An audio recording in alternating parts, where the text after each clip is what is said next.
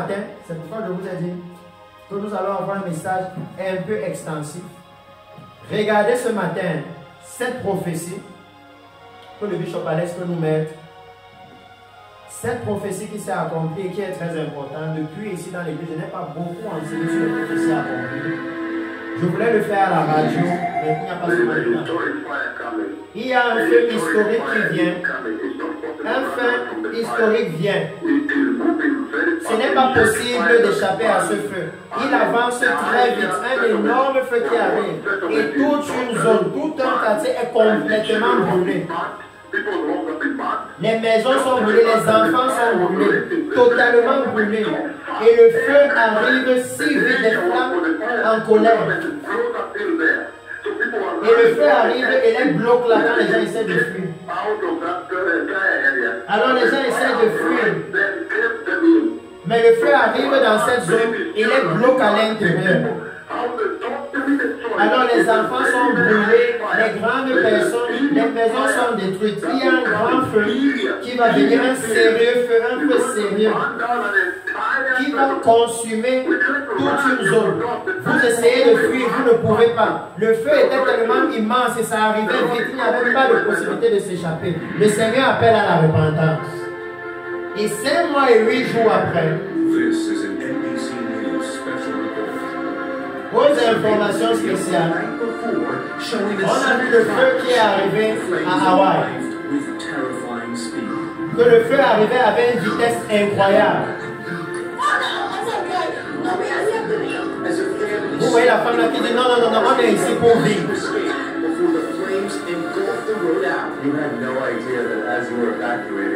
Et on est en train d'interviewer la femme, on lui dit tu n'avais pas idée que pendant que tu cherchais à fuir, tu étais plutôt en train d'aller entrer dans le feu, n'est-ce pas? Et elle dit non. On dit voilà, le feu est arrivé et les gens n'ont pas eu le temps de s'échapper. Des centaines de maisons, des immeubles dans toute l'île ont été brûlés. Et cette ville Maui était la capitale de l'empire d'Hawaï. Maintenant donc, tu peux baisser le volume du chant. Vous pouvez voir dire, tu peux baisser le volume et essayer de caler sur cette vidéo là seulement. Vous pouvez voir maintenant ici. Et j'espère que en ayant maintenant le point de ce que nous venons de partager, alléluia, au vu de ce que nous avons partagé avant, alléluia, vous avez une compréhension différente de ce que vous venez de voir. Ce n'est plus juste une vidéo que vous avez vue, un message que vous avez vu. Alléluia. Maintenant, vous pouvez voir ça différemment. Parce que vous avez vu les détails, comme je vous ai dit, on dit les perfections de Dieu, qu'il y a un feu historique qui arrive. C'est un feu qui arrive rapidement, un feu enragé. Et les gens n'ont pas la possibilité de s'échapper. Jusqu'au moment où on parle, plus de 380 personnes n'ont pas été retrouvés. Donc on ne sait pas s'ils ont été calcinés, s'ils ont été quoi. Et quand on dit retrouvés, ce n'est pas qu'il n'y a pas les cadavres, il y a les cadavres, mais il y a d'autres qu'on n'a pas pu identifier. Les gens ont été brûlés au point où il fallait l'ADN pour les reconnaître. Donc on ne peut pas dire qu'on vient reconnaître ton cadavre, ce n'était pas reconnaissable. Il fallait qu'on cherche l'ADN et qu'on compare avec les cadavres qu'on a retrouvés, les carcasses, pour voir que oui, l'ADN s'y correspond à ceci, donc c'est telle personne. Vous entendez dans la prophétie comme il a dit, vous essayez de vous enfuir, vous ne pouvez pas. Les flammes ont déjà entouré. Et vous voyez les détails de l'accomplissement. Comment demander à cette femme que tu n'avais aucune idée, qu'en essayant d'échapper au feu, tu étais plutôt en train d'entrer dans le feu, n'est-ce pas? Et elle dit non. C'est elle qu'on a vu dans la voiture. Après, ils ont plongé dans l'eau. Qu'ils essayent de fuir ici, le feu vient. Ils essayent de fuir là-bas, le feu vient. Après, ils disent non, non, non, non, non, voilà ça. Non, non, nous sommes là pour vivre. Nous sommes là pour vivre. C'est à elle qu'on demande que tu ne savais pas que toi, en fuyant, que non, c'est le côté-ci qui est bien. Tu ne savais pas que le feu venait aussi là-bas, n'est-ce pas? Ici, c'est aux États-Unis, regardez. Ils sont développés. Ils ont les moyens. Il y a l'argent. Mais au jour du jugement du Seigneur, tout ça n'a pas de valeur. C'est pourquoi même dans le livre d'Apocalypse, il dit les grands de ce monde, les généraux, les rois, toutes ces personnes ont dit aux montagnes, tombez sur nous et cachez-nous devant la colère. Ils n'ont pas dit à l'argent, aux voitures, aux belles maisons, aux grandes. Non. Ils ont compris qu'il n'y a pas grand-chose qui peut nous faire échapper à ce qui est en train de se passer. Et tu peux laisser un niveau, tu mets juste pause. Ils ont compris cela. Alléluia. Mais maintenant, devant ceci, quel est le message? Parce que nous avons vu que les œuvres de Dieu, c'est sur ça qui s'est basé pour leur donner un message. Alléluia. Qu'est-ce que nous aussi, nous pouvons tirer de l'accomplissement de cette prophétie? Alléluia. Parce que Dieu, quand il est venu leur parler, il ne leur a pas parlé sur la base de ce qui ne s'était pas produit. Alléluia. Il n'est pas venu leur dire, vous avez vu comment je vous ai promis de vous amener en terre promise. Non, il n'était pas encore là-bas. Il s'est basé sur ce qui s'était déjà accompli. Que vous avez vu ce que j'ai fait en Égypte. Et de là maintenant, il pouvait leur donner les instructions. Alléluia. De là, il pouvait leur donner les instructions. Allons dans le livre d'Ésaïe et lisons Ésaïe chapitre 66. Alléluia. Pour que nous puissions savoir ce que le Seigneur fait, nous pouvons commencer par Psaume chapitre 11. Afin qu'on puisse savoir, est-ce que c'est le Seigneur qui fait ces choses? Psaume chapitre 11, verset 6. Ou 5 à 6 si vous voulez. Parce que le problème, c'est que pour nous, non. L'Éternel est bon. Vous pouvez poser ça n'importe où. N'importe où ça va. L'Éternel est bon. L'Éternel est bon. Mais nous oublions les exigences de ce Dieu. Psaume 11, verset 6, il dit, et je lis 5 à 6. L'Éternel sonde le juste, il hait le méchant, et celui qui se plaît à la violence. Oui, parce que souvent on dit non, il aime le pécheur. Mais la Bible dit, il déteste le méchant. Alléluia. Il hait le méchant. Et il dit au verset 6, il fait pleuvoir sur les méchants des charbons, du feu, du soufre, un vent brûlant, c'est le calice qu'ils ont en partage. Il fait pleuvoir sur eux du feu. Et dans cette prophétie, l'homme de Dieu disait que le Seigneur est en colère tous ces jours-ci, même dans presque toutes les prophéties, il le dit, contre les LGBTQ, l'homosexualité. Et vous devez savoir que Hawaï, qui a eu ce feu, est l'un des premiers endroits au monde où on a légalisé le mariage homosexuel. Les gens quittent même d'autres endroits dans le monde pour aller se marier là-bas. Pour aller se marier là-bas. Pour que vous commenciez à voir, que vous commenciez à regarder, non, quand le Seigneur fait un tel mouvement, qu'est-ce que cela veut dire? Alléluia. Qu'est-ce que cela veut dire? Psaume chapitre 18, versets 7 à 8. Et je peux même prendre 7 à 9. Il dit, la terre fut ébranlée et trembla, les fondements des montagnes frémirent, et il fut ébranlé parce qu'il était irrité. Alléluia. J'espère que là, vous pouvez voir les signes de la venue du Messie. Alléluia. Il dit, la terre trembla, les fondements des montagnes frémirent, et il fut ébranlé. Il dit, il y a eu tremblement de terre. Et il dit, pourquoi? Parce qu'il était irrité.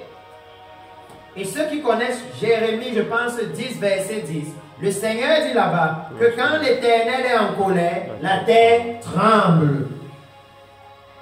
Alléluia. Pas à pas. Et il dit par la suite au verset 8, il s'élevait de la fumée dans ses narines et un feu dévorant sortait de sa bouche. Alléluia. Un feu dévorant sortait de sa bouche. Il en jaillissait des charbons embrasés. Il abaissa les cieux et il descendit. Il y avait une épaisse nuée sous ses pieds. Ici, vous savez ce qu'on vous raconte. les 3 passages ici vous racontent la venue du Seigneur. Et ça vous dit, ce qui précède sa venue, c'est les tremblements de terre, c'est le feu, c'est la destruction, et ensuite la nuée descend, et il y a une épaisse nuée. Et la Bible dit que pour nous, quand cette nuée va descendre avec le Seigneur, la nuée là va nous prendre et nous amener avec lui, et nous serons pour toujours avec lui dans les cieux. La Bible ici vous annonce la venue du Seigneur. Et qu'est-ce qui précède sa venue? Il dit que ce sont les tremblements de terre, c'est le feu. Alléluia. Pas à pas, pour que nous comprenions dans quel temps est-ce que nous sommes. Qu'est-ce que le Seigneur est en train de faire? Et qu'est-ce qu'il demande maintenant à l'Église? Qu'est-ce qu'il demande à l'Église? Ésaïe, chapitre 66. Ésaïe, chapitre 66. Et je vais lire le verset 16. Il dit, Ésaïe 66, verset 16. C'est par le feu que l'Éternel exerce ses jugements. Vous écoutez? C'est par le feu que l'Éternel exerce ses jugements. Donc à partir de là, vous pouvez savoir que est-ce que cette prophétie est conforme à comment Dieu fait dans la vie. Vous pouvez maintenant observer que oui, déjà les détails de la prophétie se sont accomplis. Le feu est venu et c'était impossible d'y échapper. Même les enfants, les bébés ont été brûlés. Vous pouvez observer et voir que oui, comme la prophétie disait, c'était de partout, c'était inévitable. Et que le feu se propageait très vite. C'est même les médias qui ont reporté les mêmes paroles, les détails que la prophétie donne. Maintenant, vous pouvez voir que oui, effectivement, dans cet endroit-là, ils vivent ouvertement dans l'homosexualité. Ça veut dire ouvertement dans le péché. Alléluia. Ils ne se soucient ni de Dieu ni de ses œuvres. Alléluia. Vous pouvez maintenant regarder que oui, la Bible nous dit que Dieu exerce ses jugements par le feu. Alléluia. Pas à pas. C'est pourquoi je vous ai dit non, même la science, si elle observe comment le Seigneur agit, elle sera obligée de se rendre compte que oui, le Seigneur, le Dieu que nous servons, il est réel. Il existe et que sa parole s'accomplit. Alléluia. Il existe. Et quand il nous dit ça, regardons maintenant le temps dans lequel nous sommes. Le temps dans lequel nous sommes. Parce qu'à Israël, quand Dieu leur parlait de tel jugement, il y avait une instruction. L'instruction, par exemple, je vais lire ça ici avant d'aller dans le temps. L'instruction, par exemple, parce que pour ceux qui ont lu, ils ont vu que nous avons mis là-bas le livre de Joël, chapitre 2, verset 30. Et vous pouvez voir que depuis qu'on a commencé, on n'est même pas dans le message. Mais j'espère que ce qu'on a parlé jusqu'ici, c'est déjà un grand message. Parce qu'il dit, dans le livre de Jérémie, Jérémie chapitre 44. Jérémie chapitre 44. Et vous devez savoir que quand vous voyez ceci, regardez l'image ici, ça va donner à l'Église que les paroles du Seigneur, quand il dit qu'ils vont aller là-haut, leur verre ne meurt point et leur feu ne s'éteint jamais. Que le Seigneur montre déjà aux hommes un avant-goût de ce que c'est que l'enfer. De ce que c'est que l'enfer. Il nous montre déjà que les pécheurs ne vont pas échapper à l'enfer. Ils ne vont pas échapper. Parce que même ici dans Ésaïe, après qu'au verset 16, il dit, c'est par le feu que l'Éternel exerce ses jugements, c'est par son glaive qu'il châtie toute chair, et ceux que tuera l'Éternel seront en grand nombre. Regardez ce que la Bible dit. Pendant que dans l'église, on est seulement en train de dire non, Dieu est bon, Dieu est bon, Dieu est bon. On n'est pas en train de dire qui est réellement ce Dieu à l'église. On n'est pas en train de leur dire. Parce qu'une fois que vous prenez cette prophétie et que vous la regardez, vous êtes obligé de vous poser la question. que le Dieu qu'on nous dit à l'église, là, est-ce que c'est lui ici? Et vous allez vous rendre à l'évidence d'une chose. C'est que si vous croyez à cette version de Dieu dont on aime parler dans l'église, alors vous ne pouvez pas considérer les œuvres aussi. Vous ne pouvez plus. Parce que vous dites, non, ça ne peut pas être Dieu. Dieu ne peut pas faire ça. Il ne peut pas. Comme si c'est vous qui déterminez ce qu'il fait et ce qu'il ne fait pas. Il ne peut pas. Oh oui. Ça, c'est le moment où vous allez comprendre. Ou si vous basez seulement sur ça, vous comprenez maintenant le message que Dieu donne aux autres, que vous avez vu mes œuvres. Basé sur ça. Et vous allez voir que maintenant, le problème, c'est que les œuvres de Dieu ont disparu de l'Église. Ceux qui disent être prophètes ne prophétisent que l'argent, les maisons, les voitures, les choses que même les autres religions ont. Comment alors on va craindre le Dieu là? Le Dieu qui n'est pas différent des autres. Le Dieu qui ne châtie pas le péché. Le Dieu qui comprend le péché. Pourtant que dans la Bible, dans sa parole, il nous dit non. Le Seigneur, lui, il châtie le péché. Alléluia. Allons pas à pas.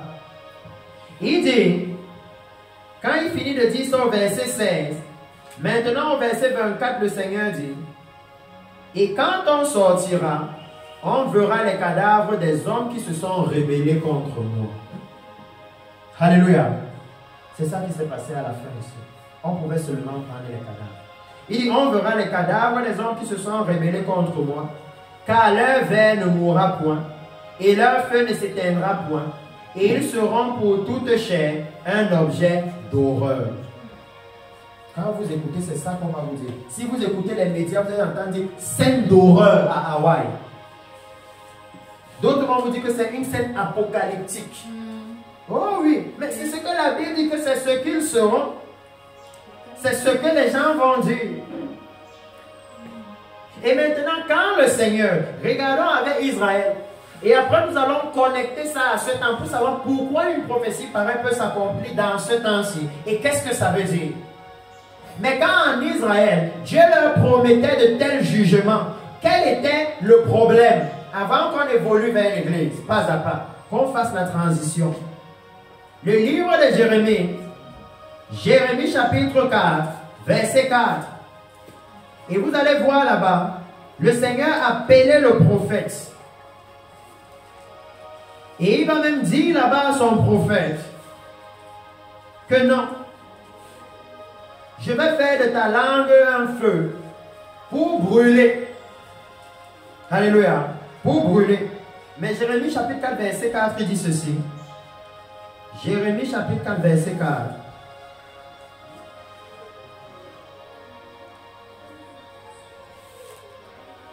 Jérémie chapitre 4, verset 4. Il dit, circoncisez-vous pour l'Éternel. Alléluia. Circoncisez-vous pour l'Éternel. Circoncisez vos cœurs, hommes de Juda et habitants de Jérusalem, de peur que ma colère n'éclate comme un feu et ne s'enflamme sans qu'on ne puisse l'éteindre à cause de la méchanceté de vos actions. Qu'il envoie sa colère comme un feu, basé sur la méchanceté des actions, basé sur combien inique, sur combien immoral est l'homosexualité. Il dit non, à cause de la gravité de ce péché-là, non, c'est le feu que je dois leur envoyer. Il n'y a pas autre chose. La manifestation de ma colère, ce sera le feu. Alléluia. À cause de la méchanceté de leurs actions, à cause de la gravité de leurs actions. Alléluia. Parce que je ne sais pas si on a su dans l'église que même dans le jugement, il sera proportionnel à la gravité des actes que nous aurons posés. Par exemple, dans la Bible, il dit que pour quelqu'un qui va scandaliser un chrétien, il aurait valu mieux pour lui ne pas naître. Il dit que non, pour ce type de personne, il faut qu'on attache un gros caillou sur son pied, sur son cou, et qu'on le jette dans l'eau pour qu'il illustre le type de jugement qu'il faut à ce type de personne. Alléluia. Le type de jugement. Et je vous ai dit, c'est basé sur les œuvres. Tout à l'heure même, j'ai passé tout ça en oubliant de vous citer Capernaum. Capernaum, que Jésus a jugé avant d'aller à la croix. Imaginez, Jésus n'est pas encore allé à la croix. Et il est déjà en train de dire à certaines personnes que la croix là où je parle à vous, ça ne va vous servir à rien. Il est déjà en train de leur dire que vous croyez que vous serez amenés au ciel. Non, vous allez aller en enfer. Et pourquoi? Il dit parce que si Sodome et Gomorrhe, regardez maintenant, vous allez voir la gravité des œuvres du Seigneur. La gravité des guérisons. Et pourquoi je dis que les pasteurs ne sont pas en train de montrer ça dans leurs églises? Ils veulent maintenir leur église dans l'ignorance volontairement à cause de l'orgueil. Parce qu'on dit, oh non, c'est le prophète là, ils veulent dire que c'est lui. Ce n'est pas ça qui compte, c'est que le Seigneur est en train de faire quelque chose. Alléluia. Amen. Il leur a dit que Sodome et Gomorrhe, et souvenez-vous, Sodome et Gomorrhe étaient comme ceci. L'immoralité sexuelle. Ils ont été jugés comme ceci, par le feu. Mais Jésus a dit à ceux qui ont vu ses œuvres et qui ne se sont pas repentis que Sodome et Gomorrhe va les juger. Ça veut dire que leur jugement sera pire que celui de Sodome et Gomorrhe. Ça veut dire que voir les œuvres de l'Éternel et endurcir son cœur est pire que ceci. Oh oui. Ça veut dire que les œuvres de l'Éternel, suivez très bien. Ça veut dire que le Seigneur sait que ses œuvres ont la capacité de briser les cœurs injustes. Pourquoi alors les pasteurs ne veulent pas montrer ça dans leurs églises? La question se pose. Pourquoi ils n'informent pas l'église de ce que Dieu est en train de faire? Pourquoi alors? S'ils peuvent réaliser la gravité, l'importance que Jésus donne, que Jésus base le jugement sur Capernaum et les villes voisines, sur les œuvres qu'il a faites. Jésus base l'obéissance d'Israël sur les œuvres qu'il a faites. Ça veut dire que le Seigneur sait très bien que sans ses œuvres, le peuple est égaré. Si vous lisez même le livre de Juges, vous allez voir dans Juge, on va dire, une génération est venue qui ne connaissait pas les œuvres que Dieu a faites avec Moïse. Et automatiquement, ils sont tombés dans l'apostasie. Alléluia. Automatiquement. Ça veut dire que les œuvres de Dieu ont un rôle central. Mais aujourd'hui, l'orgueil des chrétiens, l'orgueil des pasteurs, veut que non, comme ce n'est pas par nous, on ne parle pas de ça. Ils sont en train de reproduire ce que Capernaum a fait. Certains qui connaissent ces œuvres, qui les voient, ne veulent pas eux-mêmes montrer ça dans leurs églises. Ils ne veulent pas que leurs églises soient au courant. Ils préfèrent continuer dans les mêmes paroles qui n'apportent pas le nouvelle, qui n'apportent pas la crainte de Dieu. Dieu lui dit ici, dans le livre de Jérémie, il leur annonce, Jérémie chapitre 5, verset 13 à 14, le Seigneur dit ceci, regardez, et je vais même commencer plus haut. Quand est-ce que le Seigneur amène ce type de jugement?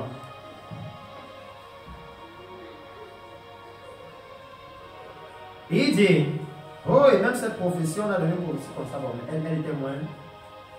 Je vais même commencer plus haut.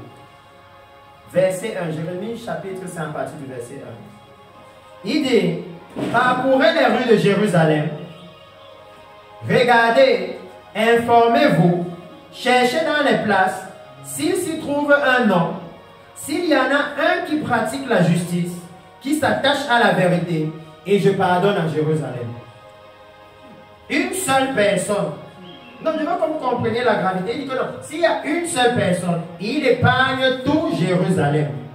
Et que nous puissions maintenant prendre ceci comme un modèle et nous dire, parce que les chrétiens aujourd'hui, c'est comme ça que nous nous réfléchissons. Quand vous annoncez aux gens le jugement de Dieu, que non, les gens vont aller en enfer, Certains ont la fâcheuse tendance à vouloir dire, bon, Dieu est bon, hein? Donc tu me dis que même les enfants. Et ici, il dit oui. Et moi, je leur dis dans la Bible, oui. Parce que la Bible ne dit pas qu'avant que Lot sorte de Sodome et Gomorrhe, il a récolté tous les bébés. Non. La Bible ne dit pas ça. Donc, que quelqu'un ne se dise pas non. Moi, je vais aller en enfer parce que je suis pécheur, mais mon enfant, là, comme c'est un bébé, il va entrer, c'est faux. La Bible dit qu'ils sont sanctifiés par vous. Repentez-vous d'abord. Alléluia. Commencez d'abord par vous-même. Donc, vous voyez ici que le Seigneur, et ici, il parle de quoi? De Jérusalem. La ville sainte, donc il parle de l'église. Et il dit, même quand ils disent l'Éternel est vivant, c'est faussement qu'ils jurent. Éternel, tes yeux n'aperçoivent-ils pas la vérité? Tu les frappes et ils ne sentent rien. Tu les consumes et ils ne veulent pas recevoir instruction. Ils prennent un visage plus dur que le roc. Ils refusent de se convertir. Il dit que c'est la même chose maintenant. Ils voient les tremblements de terre et les prophéties sont là. Et l'Église dans la nation du Cameroun connaît déjà, la grande majorité de l'Église connaît déjà. Ils connaissent ce message. Ils savent que voilà les prophéties qui sont en train d'être annoncées. Voilà ça qui s'accomplit. Il dit que non, tu les frappes, mais ils refusent l'instruction. Ça veut dire quoi? Ça veut dire que derrière chaque jugement du Seigneur, il y a une instruction. Il dit que derrière le Covid, il y avait une instruction. Parce que quand on nous a donné cette prophétie, on nous a donné aussi le livre de Daniel. Il y avait une instruction. Derrière ça, il y avait une instruction. C'est répentez-vous. Alléluia. Les hommes voient. Parce qu'il dit tu les frappes. Il ne dit pas tu menaces de les frapper. Non, tu les frappes. Ça veut dire la prophétie vient et elle s'accomplit. Mais malgré cela, ceux qui restent ne changent pas. C'est terrible. Hein? C'est terrible. Et il dit, je disais, ce ne sont que les petits. Ils agissent en insensés parce qu'ils ne connaissent pas la voie de l'Éternel, la loi de leur Dieu. J'irai vers les grands et je leur parlerai, car eux, ils connaissent la voie de l'Éternel, la loi de leur Dieu. Mais ils ont tous aussi brisé le joug, rompu le lien. Et c'est dans cet état que nous sommes devenus. C'est pourquoi, c'est le 26, Bishop Alex. Il y aura ce grand meeting de repentance. 21. Le 21 octobre, c'est ça. Il y aura ce meeting de repentance. Parce que nous sommes arrivés dans un moment où, là où on va se dire, non, ce sont les chrétiens dans les églises qui ne comprennent pas. On se rend compte que même les bergers ne comprennent pas. Même les bergers rejettent la repentance. Ce sont les bergers qui bloquent même. Ils ne veulent pas que les autres voient les œuvres de Dieu parce qu'ils se sentent diminués. Ils réalisent qu'ils sont des faux prophètes.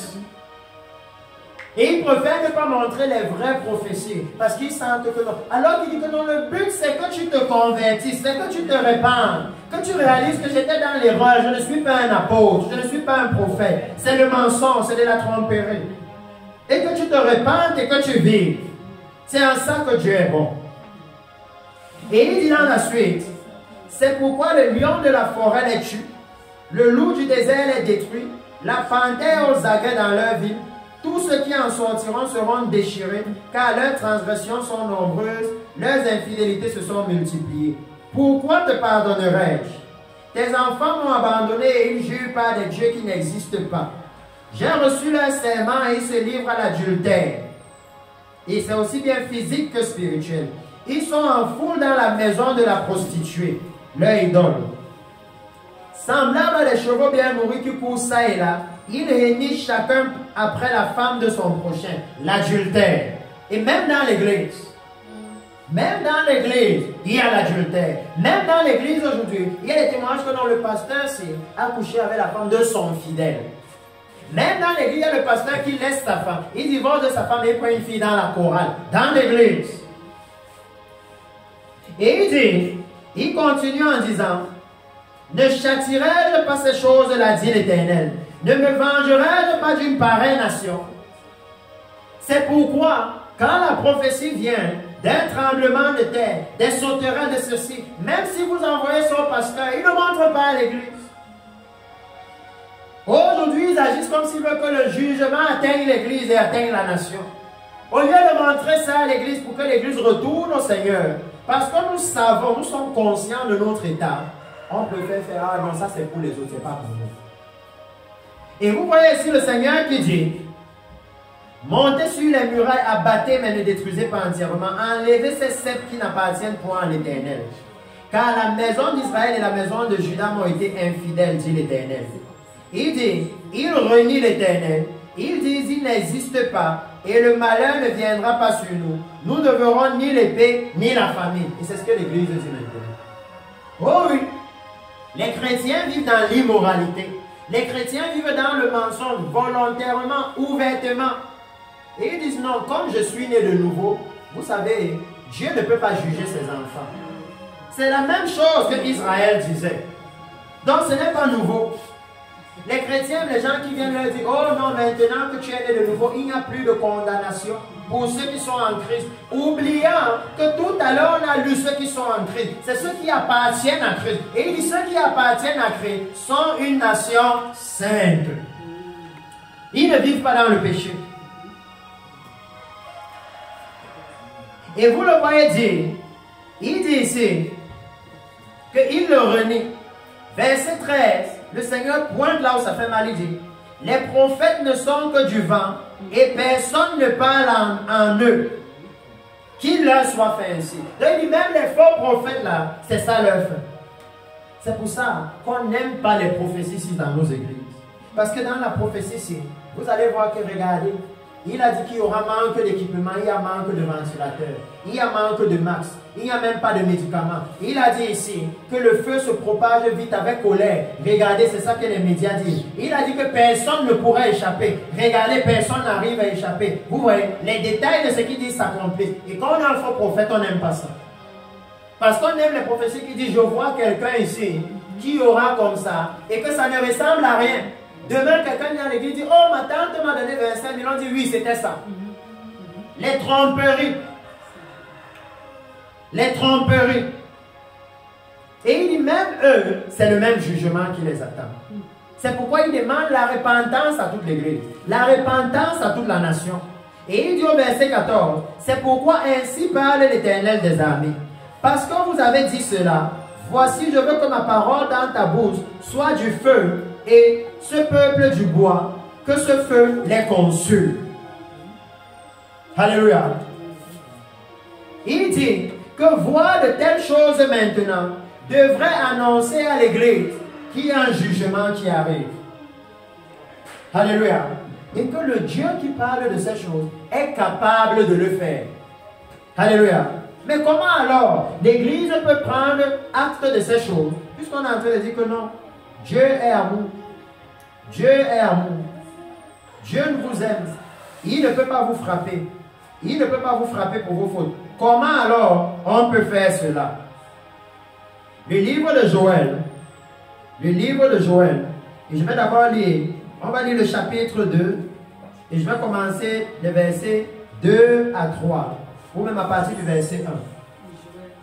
Joël chapitre 2. Parce que tout ceci est en train de pointer vers une seule chose. C'est pourquoi il disait à Israël que je les ai mis dans le désert, en face de la montagne. Que je veux qu'ils soient en train de regarder vers la montagne. Et je veux que le souvenir qu'ils ont de l'Égypte, c'est que l'Égypte a été consumée. Donc on doit aller à la montagne. Dieu a fait la même chose avec Lot. Quand ils sont venus sortir Lot de Sodome et Gomorrhe, ils ont dit à Lot, va vers la montagne. Va vers la montagne. Parce que ici, ça sera détruit. Alléluia. Il dit qu'il veut que maintenant l'église soit en train de regarder vers la montagne. Et les regards fixés vers la montagne. Il dit, ayez les regards fixés sur Jésus. Et Jésus est où maintenant? Il est sur le trône, sur la montagne. Alléluia. Que l'église doit avoir les regards fixés là-bas. Il dit, sonnez de la trompette en Sion. Faites-la retentir sur ma montagne sainte. Que tous les habitants du pays tremblent, car le jour de l'Éternel vient. Il est proche. Et j'aime la Bible. La Bible, c'est un livre qui s'explique de lui-même. Même quand la nuée est venue sur la montagne, ils ont commencé à entendre le son de la trompette. Alléluia. Et quand ils ont commencé à entendre le son de la trompette, ils ont commencé à trembler. Ils ont commencé à être épouvantés. Il dit que quand le Seigneur doit venir, la trompette doit retentir sur la montagne. Alléluia. Et il dit que non, les habitants du pays, ça doit les faire trembler. Ça veut dire, regardez le Seigneur. Et c'est là où l'Église doit comprendre que voici la bonté de Dieu. Dieu sait qu'au moment où il vient, il veut nous trouver saints. Il sait que le seul moyen de parvenir à être saint, c'est la repentance. C'est d'avoir un cœur repentant. C'est de trembler à la parole de Dieu. Alors il s'assure que quand il vient, il fasse des choses qui vont vous faire trembler. Pour que vous soyez qualifiés. Il vous fasse des choses qui vont vous faire trembler. Pour que vous soyez qualifiés pour entrer. Parce que s'il vous laisse comme ça, vous allez banaliser sa venue. Et vous allez mourir. Vous allez banaliser et vous allez mourir. Il dit sonner de la trompette sur la montagne sainte, que tous les habitants du pays tremblent, car le jour de l'Éternel vient, car il est proche. Ça veut dire que quand le jour de l'Éternel vient, ce qui compte pour Dieu, nous avons lu ça ce matin dans le temps de repentance, dans Ésaïe chapitre 66, c'est le cœur qui tremble à sa parole. Parce que dans le ciel, quand le Seigneur parle, lisez tout le livre d'Apocalypse. Même dans toute la Bible, vous n'allez jamais voir un endroit où Dieu parle aux anges. Et ils répliquent. Et ils essayent de discuter. Ils essayent de réfléchir à leur façon. Non. Ça veut dire que tous tremblent à sa parole. Quand il dit on fait, point final. Comment nous allons arriver à ce niveau de sainteté? Le niveau de sainteté où quand Dieu parle, on fait. Si on ne tremble pas à sa parole. Comment? C'est impossible. C'est impossible. Et il dit que ce jour-là, c'est un jour de ténèbres et d'obscurité. Alléluia. Oh oui. Le jour du Seigneur. Il dit c'est un jour de ténèbres et d'obscurité, un jour de nuée et de brouillard. Il vient comme l'aurore se répand sur les montagnes.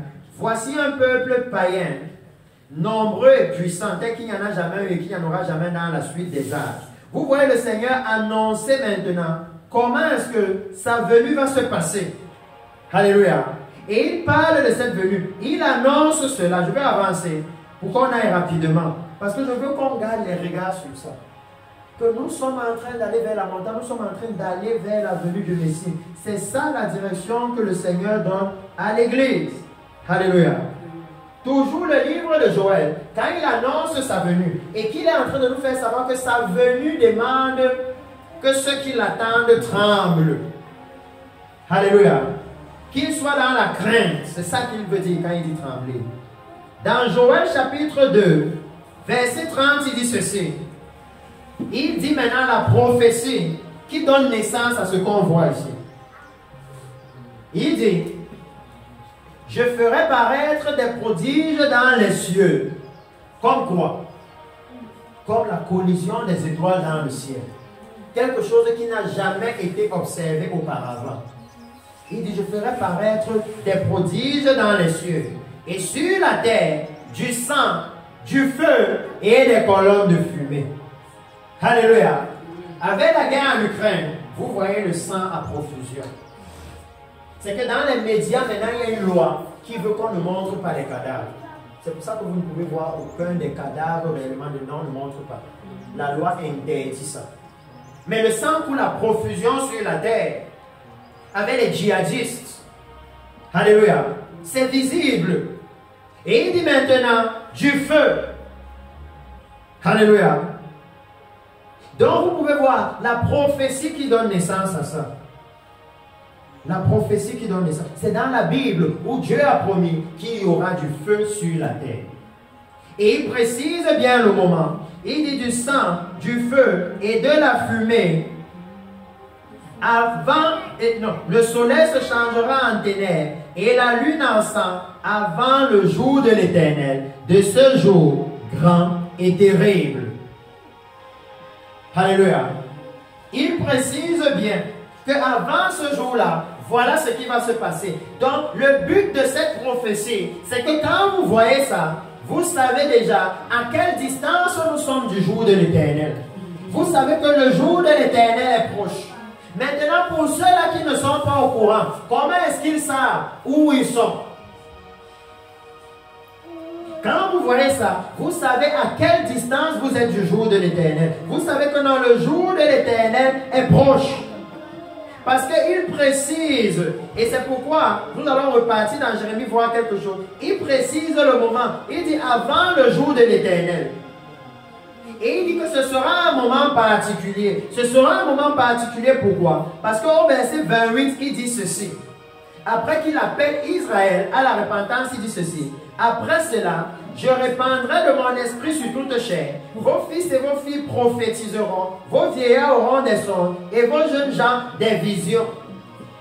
Il dit bien qu'il y aura des prophéties. Et il vous dit que l'une des choses qu'il va faire, c'est qu'il va mettre le feu sur la terre. Ça veut dire que s'il y a un prophète dans l'église en ce moment-là, il doit vous annoncer ce feu-là avant que ça arrive. Il ne doit pas inventer ses prophéties ailleurs. Il doit avoir les prophéties que Dieu a déjà dit ici. Il doit savoir que ce qui est écrit ici va s'accomplir bientôt. Il dit, même sur les serviteurs et les servants dans ces jours-là, je répandrai de mon esprit. Je veux que vous ayez la bonne image. L'image aussi est en train de dire que si vous voyez cette prophétie s'accomplir, ça veut dire que numéro 1, le terrible jour de l'Éternel est proche. Le jour terrible de l'Éternel est proche. Alléluia. Numéro 1. Ça veut dire, numéro 2, que l'Esprit de Dieu est disponible. Parce qu'il dit, en ce temps-là, je répandrai de mon esprit sur toute chair. Ce sera disponible pour tout le monde. C'est pourquoi, avant que nous ne revenions dans Joël, je veux qu'on lise un passage de Jérémie. Là où quand le Seigneur leur a annoncé ce jugement, il a insisté sur quelque chose. Alléluia. Quand il leur a annoncé ce jugement, il a insisté sur quelque chose. Tout à l'heure, nous avons lu comment le Seigneur disait « Circoncisez vos cœurs ». Alléluia. Circoncisez vos cœurs. Où il était en train de dire non. Enlevez la chair. Alléluia. Circoncisez vos cœurs. Que enlevez la méchanceté. En d'autres termes, il était en train de leur annoncer que non. Répandez-vous. Quand il annonce ce jugement-là, dans le livre de Jérémie chapitre 4, Jérémie chapitre 4, il a dit ceci, verset 4, circoncisez-vous pour l'Éternel, circoncisez vos cœurs, hommes de Juda et habitants de Jérusalem, de peur que ma colère n'éclate comme un feu, et ne s'enflamme sans qu'on ne puisse l'éteindre, à cause de la méchanceté de vos actions. Alléluia. Et quand vous regardez le verset 8, il dit, c'est pourquoi couvrez-vous de sac, pleurez et gémissez, car la colère de Dieu est ardente. Car la colère ardente de l'Éternel ne se détourne pas de nous. Alléluia. Il a dit que l'instruction là-bas, c'est la repentance. C'est que détournez-vous du péché. Détournez-vous du péché. Ça veut dire que quand le Seigneur dit que je mettrai le feu sur la terre, comment l'Église peut se tromper de message en ce moment? Voilà la prophétie qui a accompli.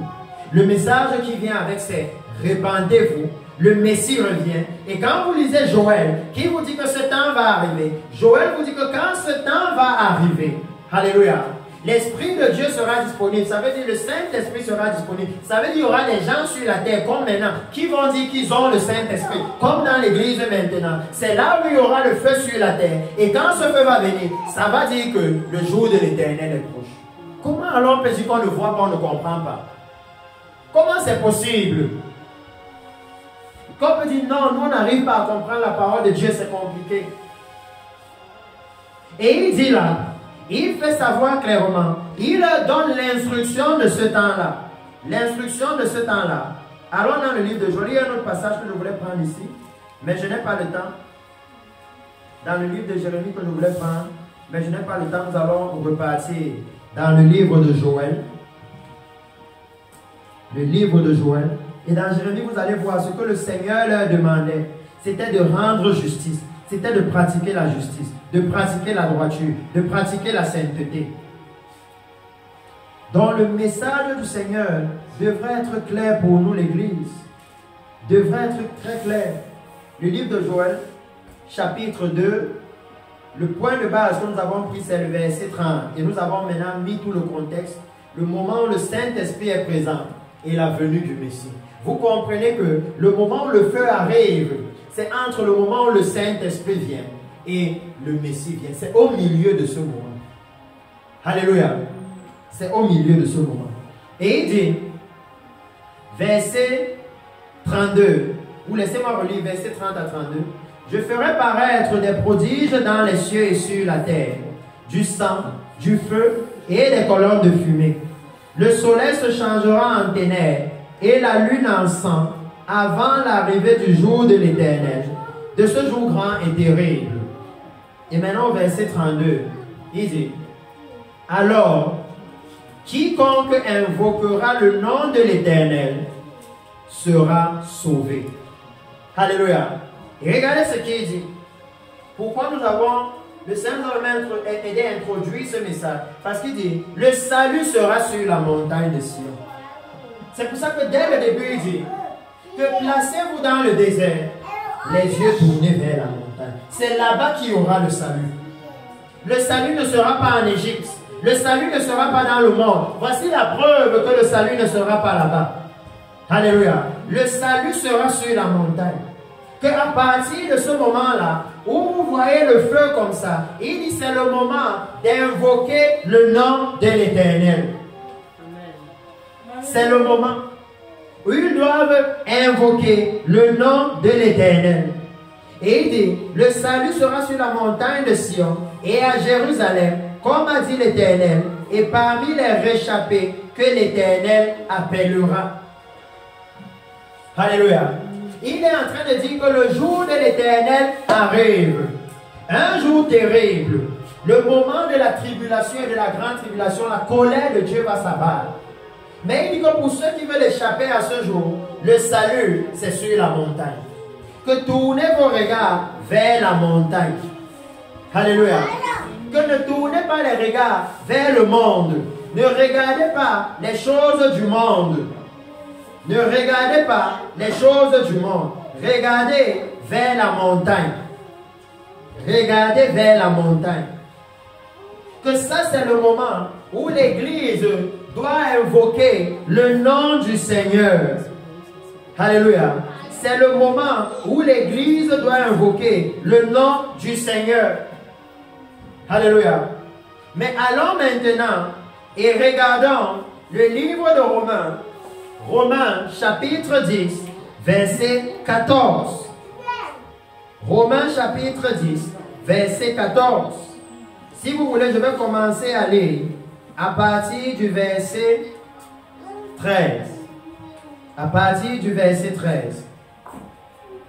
Il dit, car quiconque invoquera le nom du Seigneur sera sauvé.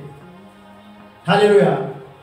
Il dit qu'à partir de ce moment-là, quiconque invoquera le nom du Seigneur sera sauvé.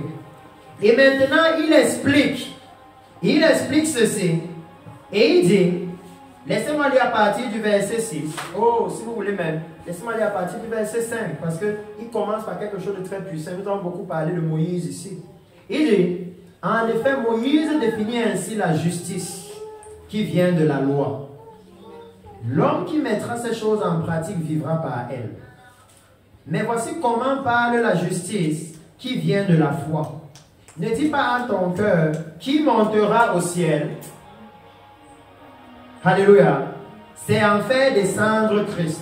Ou qui descendra dans la Bible. C'est faire remonter Christ d'entre les morts. Alléluia. La parole est près de toi, dans ta bouche et dans ton cœur. Or, c'est la parole de la foi que nous prêchons.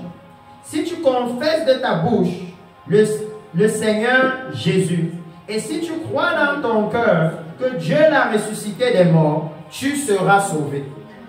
Et vous voyez qu'il dit, quiconque invoquera le nom du Seigneur sera sauvé.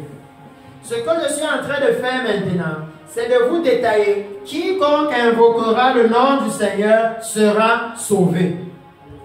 On n'a pas le temps. Parce que Jésus dit, dans Matthieu chapitre 7, ceux qui me disent Seigneur, Seigneur, n'entreront pas tous. Ça veut dire que Jésus amène maintenant une nuance à quiconque invoquera le nom. Alléluia. Il amène maintenant une nuance. Vous voyez dans Matthieu chapitre 25, les vierges folles viennent et elles disent Seigneur, Seigneur. Elles invoquent son nom, mais elles ne sont pas sauvées. Il précise maintenant que ceux qui sont qualifiés, c'est ceux-là qui invoquent le nom du Seigneur en croyant dans leur cœur. Alléluia. En croyant dans leur cœur. Il dit, ils confessent le Seigneur Jésus de leur. Vous savez, ils invoquent son nom. Alléluia. Mais dans quelle disposition? En croyant dans leur cœur que Dieu l'a ressuscité des morts. En croyant dans leur cœur que la mort n'a pas de pouvoir sur lui. Alléluia. Que c'est ceux-là qui seront sauvés. Et il dit, car c'est en croyant du cœur qu'on parvient à la justice. C'est en croyant qu'on commence à pratiquer la justice. Si on ne croit pas, on ne peut pas pratiquer la justice. Et ça veut dire que si on ne pratique pas la justice, ça veut dire qu'on ne croit pas. Et dans ce cas-là, même si on invoque le nom du Seigneur, ça ne va rien produire. Voilà comment Dieu est en train de montrer le mécanisme à l'Église. Il dit, c'est en croyant du cœur qu'on parvient à la justice. Ça veut dire que la preuve que tu crois, c'est la justice que tu pratiques. Alléluia. Ça veut dire qu'il est en train de dire que celui qui invoque le nom du Seigneur doit pratiquer la justice. Qu'au moment où on voit de telles choses se produire, le Seigneur est en train d'élever la justice, de parler de la nécessité de la justice, de ramener la justice. Quand on lit Jérémie, où le Seigneur disait, non, ma colère va éclater comme un feu, il disait, jugez selon la justice, rendez la justice, pratiquez la justice, arrêtez les faux prophètes, arrêtez avec la fausseté, arrêtez avec l'amour du gain. Il réprimandait l'injustice. Comment alors nous allons pouvoir réprimander efficacement si nous n'avons pas les œuvres du Seigneur? Alléluia. Comment? Parce que ce sont les œuvres du Seigneur. Même quand Dieu lui-même les instruisait, il disait, je vous demande de croire mon instruction basée sur les œuvres que vous avez vues. Vous comprenez maintenant pourquoi nous, l'Église, on est devenu faible. On n'a plus les œuvres. On demande aux gens de nous croire sur parole. Alors que Dieu lui-même dans la Bible ne dit pas simplement croyez-moi sur parole. Même Dieu dans la Bible ne fait pas comme ça. Et il dit, c'est en confessant, il dit car c'est en croyant du cœur qu'on parvient à la justice. Et c'est en confessant de la bouche, alléluia, qu'on parvient au salut. Selon ce qu'il a été écrit, quiconque croit en lui ne sera point confus. Et il dit, et je passe directement au verset 13, car quiconque invoquera le nom du Seigneur sera sauvé. Le Seigneur montre ici que quand il dit quiconque, il veut dire que que vous soyez juif ou grec ou païen, ça n'a pas d'importance. Ce qui importe, c'est que vous croyez et que votre foi produise la justice. Alléluia. C'est ça qui importe. Au moment où il dit ces choses, il dit non. Ce qui importe, c'est ça. C'est qu'ils croient et que leur foi produise la justice. Le Seigneur, en amenant à l'accomplissement ses paroles, est en train de nous montrer que non, le jour du Seigneur est proche. Le moment de l'enlèvement de l'Église est proche. Et ce qu'il est en train de demander à l'Église maintenant, l'exigence de Dieu pour l'Église et pour les hommes maintenant, c'est la justice. L'exigence du Seigneur maintenant, c'est la repentance. Alléluia. C'est la justice et la repentance. Et il dit au verset 14, parce que voilà pourquoi je dis que les serviteurs de Dieu sont littéralement en train de bloquer les gens d'entrer.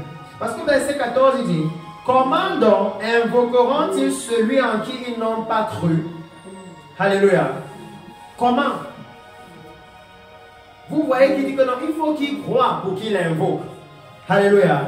Et il dit, Et comment croiront-ils à celui dont ils n'ont pas entendu parler? Et comment entendront-ils parler s'il n'y a personne qui prêche? Alléluia. C'est ça que je demande. Parce que dans la Bible, quand on parle de Dieu, on parle spécifiquement des œuvres de Dieu.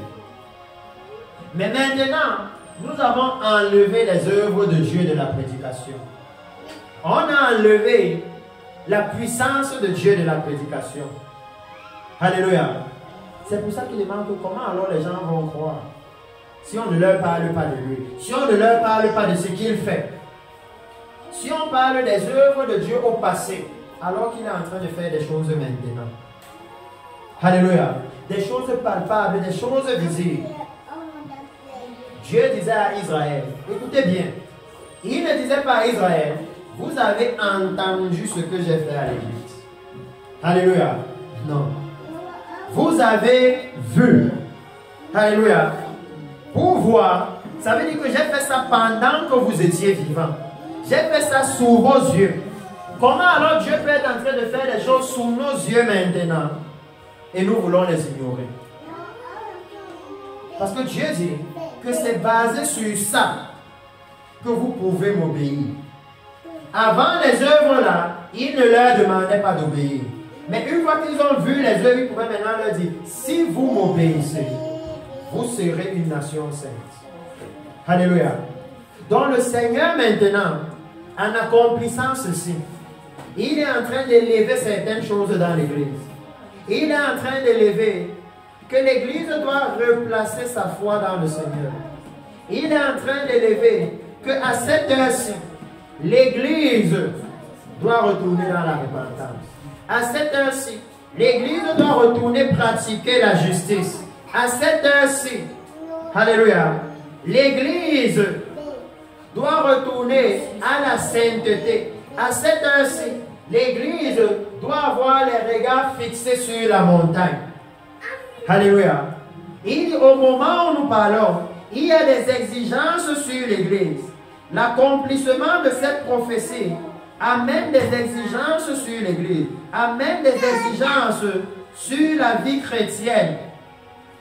Alléluia. Elle amène des exigences sur la vie chrétienne. Parce que c'est clair que le Seigneur a jugé comme ça à cause de l'homosexualité. Il a jugé comme ça à cause du péché. Alléluia. Et lui dit dans sa parole, dans le livre de Psaume chapitre 145, Psaume chapitre 145. Parce que pourquoi on dit qu'ils doivent invoquer son nom? Lisons d'abord Psaume. Laissez-moi lire quelques psaumes avec vous. Alléluia. Laissez-moi lire quelques psaumes. Psaume chapitre 79, verset 6. Psaume chapitre 79, verset 6. Il dit, répands ta fureur sur les nations qui ne te connaissent pas et sur les royaumes qui n'invoquent pas ton nom. Alléluia. J'aime ça parce que pour ceux qui écoutent, et on est en train de traduire cette prophétie en français, mais pour ceux qui l'ont entendu en anglais, on a pris le temps de préciser que Maui était la capitale du royaume d'Hawaï. On a pris le temps de préciser ça dans cette vidéo, que Maui était la capitale du royaume. Et ici, et vous avez entendu comment il disait, les flammes qui venaient avec fureur. Et ici, il dit, répands ta fureur sur les nations qui ne te connaissent pas. Alléluia. Et sur les royaumes qui n'invoquent pas ton nom. Voilà pourquoi il dit que non. Quand ils voient ça, ils doivent commencer à invoquer son nom. Parce qu'ils sont en train de voir ce qui arrive aux nations qui n'invoquent pas son nom. Ils sont en train de voir la conséquence. Alléluia.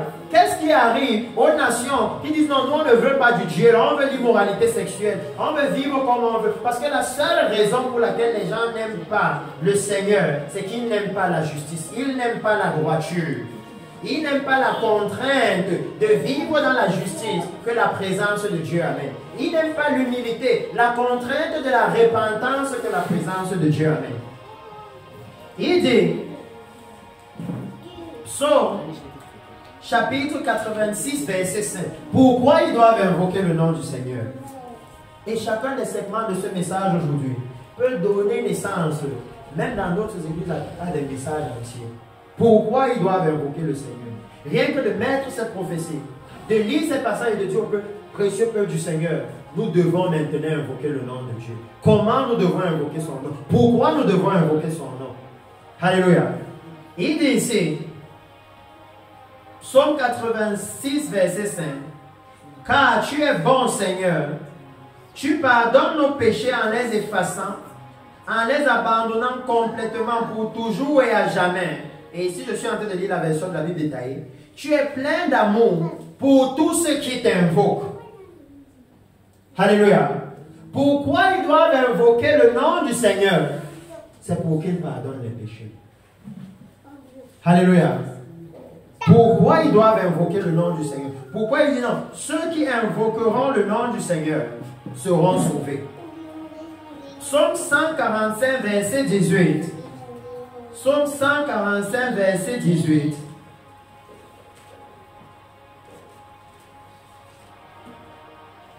Psaume 145, verset 18.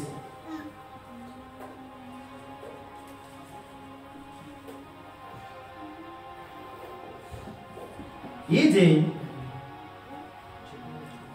l'Éternel est près de tous ceux qui l'invoquent, avec sincérité. Alléluia. Ici maintenant, nous sommes déjà en train de clôturer. J'amène deux choses. Pourquoi ils doivent invoquer le Seigneur? Pour qu'il soit près d'eux. Alléluia. Près d'eux, ça veut dire pour qu'il les assiste, pour qu'il les soutienne, pour qu'il les protège, pour qu'il les préserve. Alléluia. Mais maintenant, il dit, comment est-ce qu'ils doivent invoquer le nom du Seigneur? C'est le deuxième aspect maintenant. Alléluia. Il dit avec sincérité, avec vérité. Alléluia. Avec vérité. Parce qu'on ne trompe pas Dieu. N'allons pas tomber dans le péché. Et quand nous sommes dans les conséquences du péché, on veut maintenant invoquer Dieu n'importe comment, sans nous repentir, sans reconnaître notre faute, sans être sincère envers nous-mêmes. Alléluia. En voulant nous tromper nous-mêmes. Il dit non, comment est-ce qu'ils doivent l'invoquer? Avec sincérité. Alléluia. Il dit, et c'est dans cette partie que je vais finir, comment l'invoquer? Comment l'invoquer? Le livre de Sophonie, Sophonie, chapitre 3, verset 9.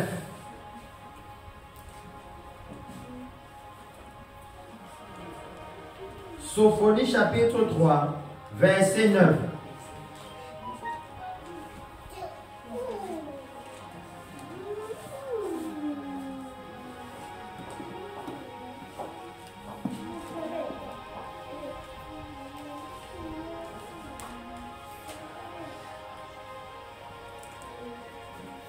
Sophonie chapitre 3, verset 9.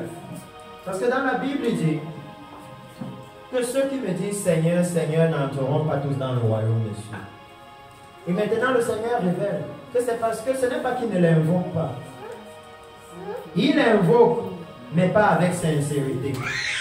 Alléluia. Ça veut dire quoi? Ça veut dire que cette prophétie, l'accomplissement de cette prophétie, nous demande maintenant de ramener dans notre vie la sincérité. Alléluia. La sincérité. De devenir sincère avec Dieu, vrai avec Dieu. Il dit, j'ai dit Sophonie chapitre 3 verset 9. Alors, changeant leur langage impur, je donnerai au peuple des lèvres pures, afin qu'ils invoquent tous le nom de l'Éternel, pour le servir d'un commun accord, portant unanimement le joug du Seigneur. La parole ci est très profonde, je vous dis ici. Mais je veux seulement prendre un aspect. Il dit comment est-ce qu'ils doivent invoquer le nom du Seigneur? C'est en ayant des lèvres pures. Est-ce que quelqu'un comprend maintenant pourquoi nous sommes en train de parler de la langue? Il dit c'est en ayant des lèvres pures. C'est pour ça qu'il dit que ceux qui disent Seigneur, Seigneur n'entreront pas tous. Parce qu'il y a certains qui invoquent, mais avec des lèvres impures. avait des lèvres mensongères, avait des lèvres iniques. Il dit non. Que c'est ceux qui vont l'invoquer avec des lèvres pures. Ça veut dire que l'accomplissement de cette prophétie demande à l'Église la restauration de la pureté dans l'Église. La pureté dans l'Église. Que ceux qui l'invoquent en jouant aux prophètes là, les fausses prophéties, les faux apôtres, n'entreront pas dans le royaume des cieux. Il veut ceux qui l'invoquent en ayant des lèvres pures. Alléluia. C'est ceux-là qu'il veut. 1 Corinthiens chapitre 1 verset 2. 1 Corinthiens chapitre 1 verset 2. Il dit, à l'église de Dieu qui est à Corinthe, à ceux qui ont été consacrés, purifiés, sanctifiés en Jésus-Christ, appelés à être saints, et à tous ceux qui invoquent en quelque lieu le nom de notre Seigneur Jésus-Christ. Alléluia. Il dit que ceux dont il parle là, ceux qui vont invoquer le nom du Seigneur et qui seront sauvés, c'est ceux qui ont été consacrés, ceux qui ont été purifiés, ceux qui ont été sanctifiés et qui sont appelés à être saints. Alléluia. Oh oui. Ils ont été consacrés, purifiés, sanctifiés et ils sont appelés à être saints. Ça veut dire que ce n'est pas pour l'église qui dit, oh non, nous on s'est déjà repenti, on est déjà saints. Il dit, ils sont appelés à être encore saints. Alléluia. Ça veut dire qu'ils sont en train d'aller de progrès en progrès dans la sainteté. Alléluia. J'espère que nous commençons à voir que quand il dit que et tous ceux qui vont l'invoquer seront sauvés, que dans l'église on a très mal compris cette écriture-là.